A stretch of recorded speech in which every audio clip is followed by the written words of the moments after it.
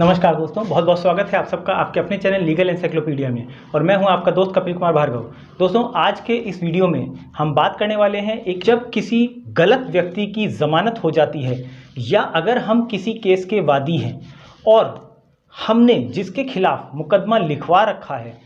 उस व्यक्ति की अदालत से ज़मानत हो जाती है, वो परेशान करने लगता है वादी पक्ष को, हम क्या कर सकते हैं और हमें क्या करना चाहिए। आइए जानते हैं।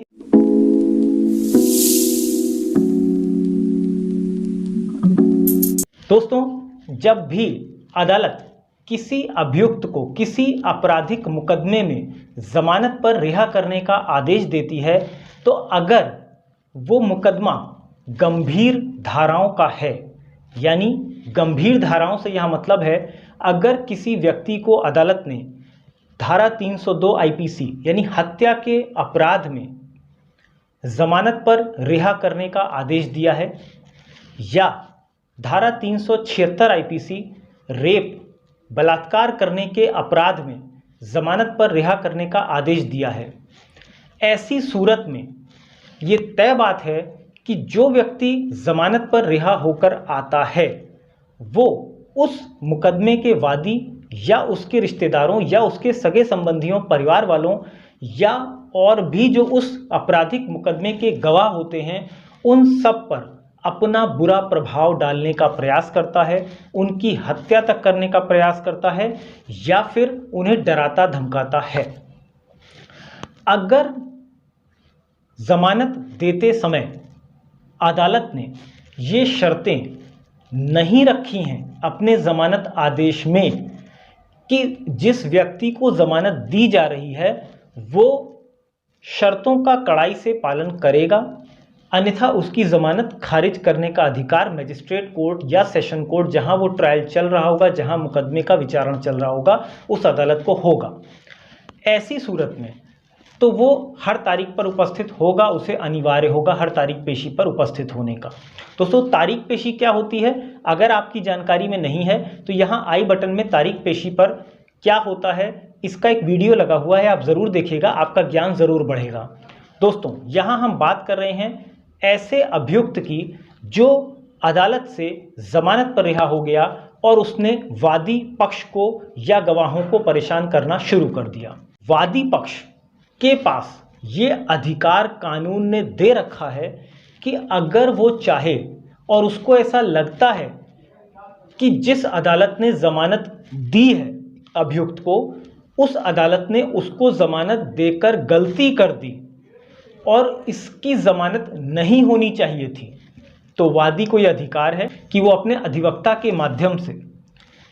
उच्च अदालत में, यानी जिस अदालत से जमानत दी गई है उसके ऊपर की अदालत में, हाई कोर्ट में, जी हाँ दोस्तों, उच्च न्यायालय में इस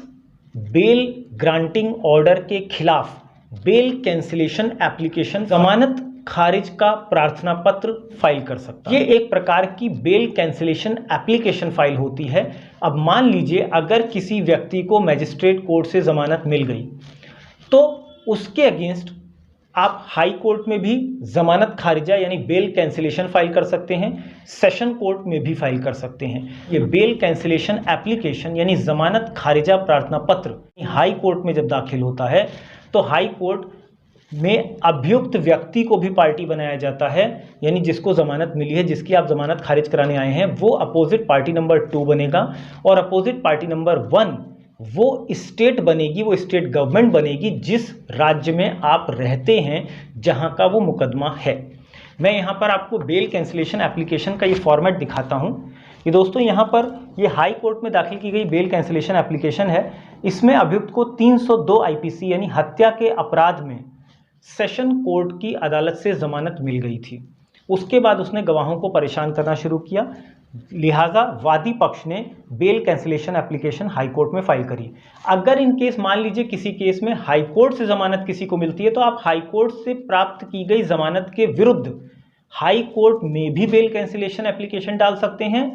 और हाई कोर्ट के आदेश के विरुद्ध आप सुप्रीम कोर्ट ऑफ इंडिया में भी बेल कैंसिलेशन एप्लीकेशन डाल सकते हैं। तो ये धारा 439(2) सीआरपीसी, सेक्शन 439(2) सीआरपीसी के तहत बेल कैंसिलेशन एप्लीकेशन दाखिल होती है। इसके साथ में जो वादी है, जिसने एफआईआर लिखाई है, जिसका इंटरेस्ट है उस आपराधिक मुकदमे में, उसका एफिडेविट फाइल होता है। उस एफिडेविट में जमानत प्रार्थना पत्र के कंटेंट्स लिखे जाते हैं कि क्यों जो जमानत दी गई थी निचली अदालत द्वारा उसे क्यों खारिज कर दिया जाए। इसके संबंध में, इसके सपोर्ट में इसके आधार लिखे जाते हैं, यानी कंटेंट्स लिखे जाते हैं, और उस व्यक्ति का एफिडेविट लगता है, उसके संग उसका आधार कार्ड लगता है। दोस्तों, जब आप ये जमानत खारिजा प्रार्थना पत्र अदालत में दाखिल करते हैं तो जिस व्यक्ति की जमानत खारिज कराने के लिए आप हाई कोर्ट या सुप्रीम कोर्ट आए हुए हैं, आपने उसकी जमानत खारिजा दाखिल किया, उसको अपोजिट पार्टी नंबर 2 बनाया गया। अदालत आपके अधिवक्ता महोदय की बहस सुनने के बाद अगर कन्विंस हो जाती है और अदालत ये देखती है कि हाँ, जमानत खारिज होने लायक ग्राउंड्स मेंशन किए गए हैं आपकी बेल कैंसिलेशन एप्लीकेशन में, तो अदालत सबसे पहला काम ये करती है कि अपोजिट पार्टी नंबर 2 को, यानी जो अभियुक्त है जिसकी आप जमानत खारिज कराने आए हैं, उसको high court show cause notice जारी कर देगा। यानी शो कॉज नोटिस का मतलब है जो बेल कैंसिलेशन एप्लीकेशन आप दाखिल कर रहे हैं उसमें आपने जो कंटेंट्स लगाए हैं, जो निचली अदालत के ऑर्डर की कॉपी लगाई है और अपने जो ग्राउंड्स मेंशन किए हैं, अपना जो डिफेंस मेंशन किया है, वो सारी की सारी पिटीशन की कॉपी के संग हाई कोर्ट की नोटिस, शो कॉज नोटिस अभियुक्त के घर उसको नज़दीकी थाने के माध्यम से प्रोवाइड कराई जाती है। और ऐसे इशू नोटिस के ऑर्डर में आपको पैरवी करनी होती है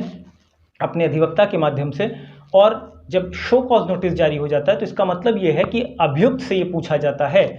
कि भाई, वादी पक्ष को आप परेशान कर रहे हैं, लिहाजा क्यों ना हाई कोर्ट से आपकी जमानत खारिज कर दी जाए। और उसके बाद अगर अभियुक्त व्यक्ति चाहे तो वो अपने अधिवक्ता के माध्यम से आपकी बेल कैंसिलेशन एप्लीकेशन के अगेंस्ट अपना काउंटर एफिडेविट, यानी अपना जवाब दाखिल कर सकता है। और उसके बाद जोइंडर एफिडेविट आपकी तरफ से दाखिल होता है और उसके बाद इस पर फाइनल बहस होती है और अदालत को अगर लगता है तो अदालत ऐसे अभियुक्त की जमानत खारिज कर देता है। दोस्तों, इस प्रकार की बेल कैंसिलेशन एप्लीकेशन दाखिल आप अपने अधिवक्ता के माध्यम से करवा सकते हैं। और अगर किसी मुकदमे में आपके कोई परिचित हैं जिनको कि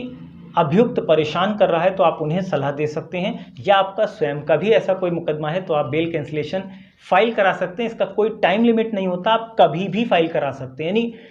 जब मुकदमा आपने लिखाया, अभियुक्त को जमानत मिल गई, उस समय से ले करके जब तक मुकदमा चल रहा है आप बेल कैंसिलेशन कभी भी फाइल करा सकते हैं। अगर आपकी एक बेल कैंसिलेशन खारिज भी कर देता है हाई कोर्ट या सेशन कोर्ट, आप दूसरी भी दाखिल कर सकते हैं, लेकिन उसके लिए आपको नए ग्राउंड्स जनरेट करने होंगे, यानी नए आधार अदालत को बताने होंगे। तो दोस्तों, ये है जमानत खारिज करवाने की प्रक्रिया। धन्यवाद दोस्तों।